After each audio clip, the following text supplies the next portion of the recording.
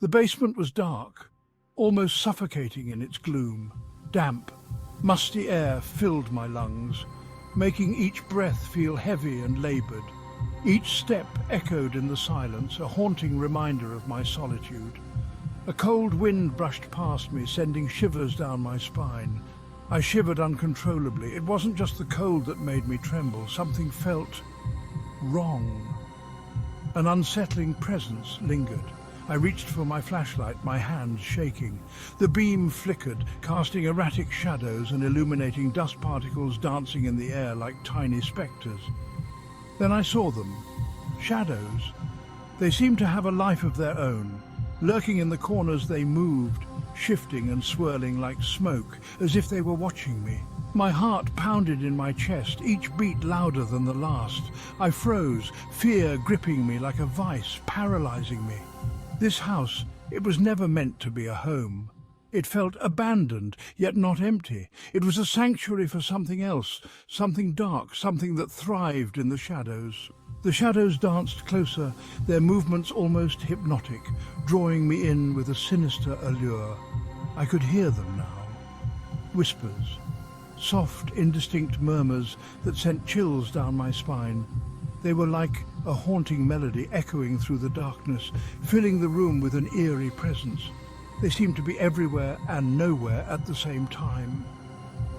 "Get out," a voice whispered, raspy and filled with malice. It was as if the very walls were alive, breathing out threats and warnings. I stumbled back, my flashlight beam trembling. The shadows seemed to feed on my fear, growing larger and more menacing. Each step I took seemed to invite them closer, their dark forms looming over me. My breath caught in my throat. I was trapped. Panic surged through me, my heart pounding like a drum in the suffocating silence. The whispers grew louder, swirling around me like a vortex of despair. "Leave this place while you still can." The words echoed in my mind, a desperate plea mixed with a sinister command. Why were they here, these tormented souls trapped within these walls? What bound them to this place of shadows and sorrow?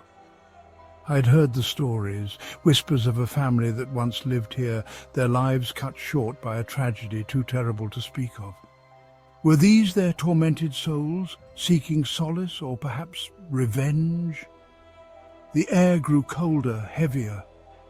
I could feel their pain, their anger, their despair. It was a palpable presence, suffocating me, consuming me. Section 4, Fear's Grip.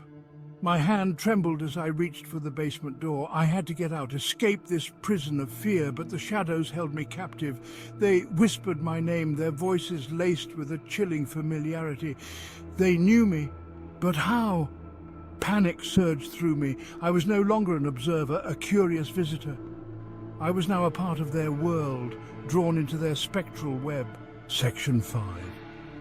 Trapped, I spun around, searching for an escape, my breath quickening with each passing second.